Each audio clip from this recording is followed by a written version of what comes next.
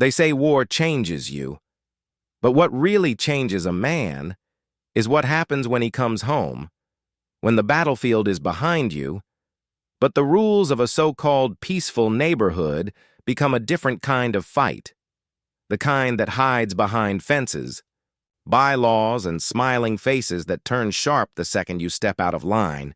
And trust me, my return from a 9-month deployment overseas was supposed to be simple: quiet nights, laughter with my brothers, and nothing more than the sizzle of a grill in my backyard.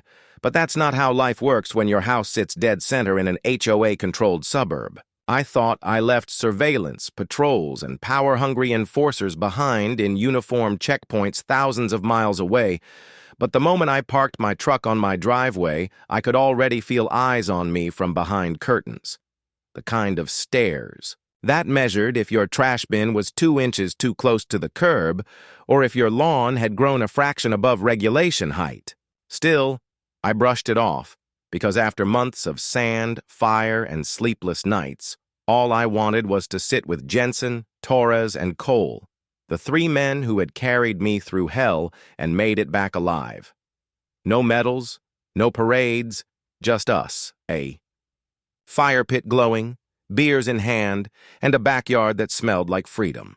The first night back we gathered, the air electric with stories, inside jokes, and laughter that could split ribs, and for a moment, it was as if the war never happened, as if we had been transported into a pocket of peace the world couldn't touch.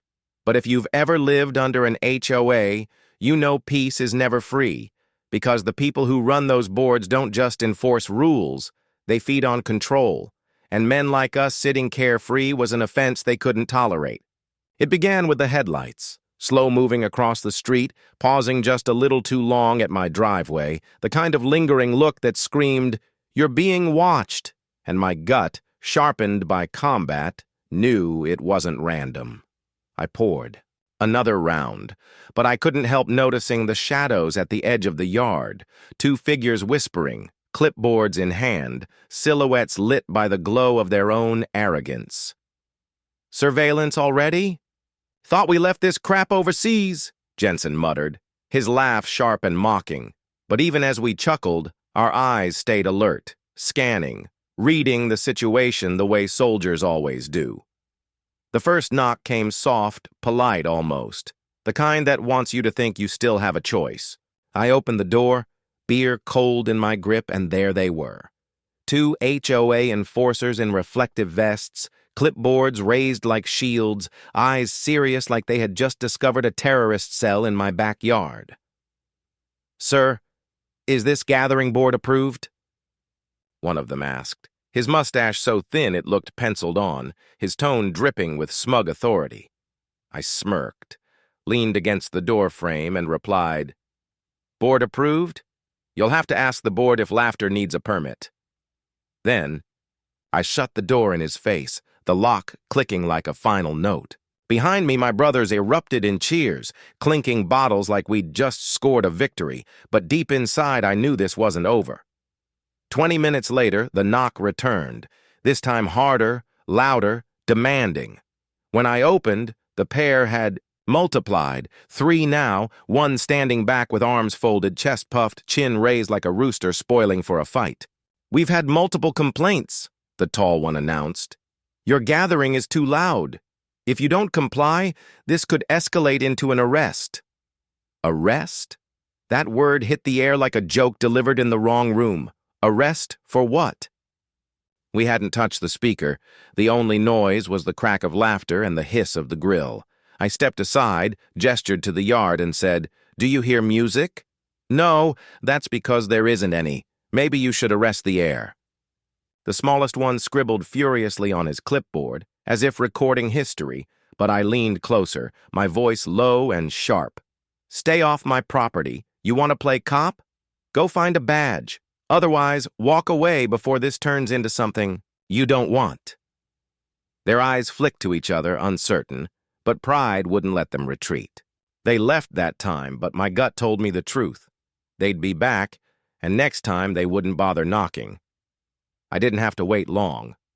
Less than an hour later, floodlights cut across my lawn, and 5 of them marched in formation. Flashlights raised, vests glinting, barking orders like they were raiding a cartel compound. "This is an official HOA intervention. Everyone stay where you are," one shouted, his voice straining to sound powerful but cracking with nerves. For a moment, my brothers froze, not from fear, but disbelief.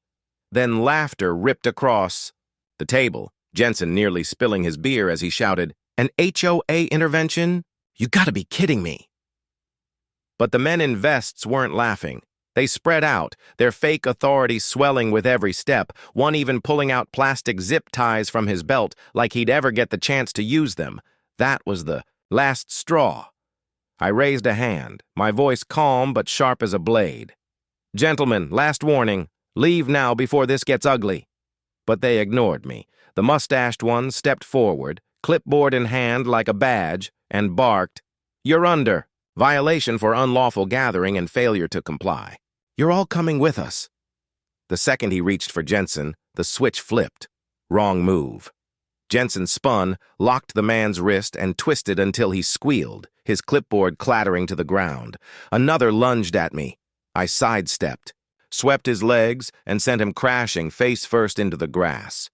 Torres had another pinned against the grill, apron smoke curling into the night, while Cole wrapped one in a chokehold so tight he begged for mercy in seconds. It wasn't a fight. It was a dismantling, a systematic breakdown of arrogance.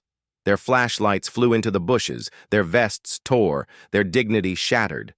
5 puffed-up rent-a-cops against 4 hardened soldiers?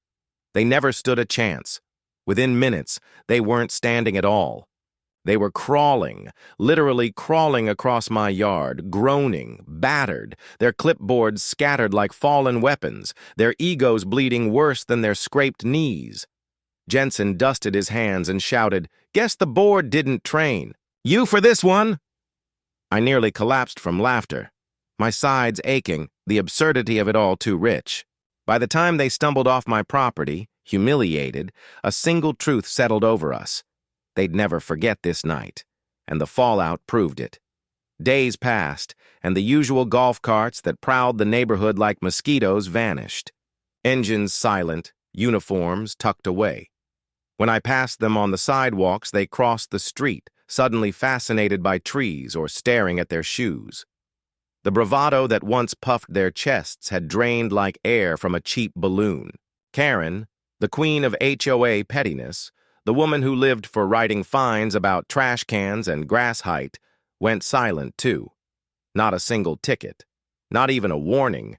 She wouldn't even look me in the eye when I drove past, as if my house had become a demilitarized zone she dared not cross. Word spread fast. Neighbors who once avoided me started giving nods of respect, some whispering thanks like I'd done the whole street a service. One old man even clapped me on the back and said, "Son, I've been waiting 20 years for someone to do that." And the HOA cops? Every time they spotted me, their shoulders tightened, their pace quickened, like prey spotting a predator. I didn't need to throw another punch. My presence was enough. I had gone from being their target to the man they dared. Not provoke, my yard no longer just a patch of grass, but a fortress of freedom. And the best part? For once, silence was ours, unchallenged and sweet.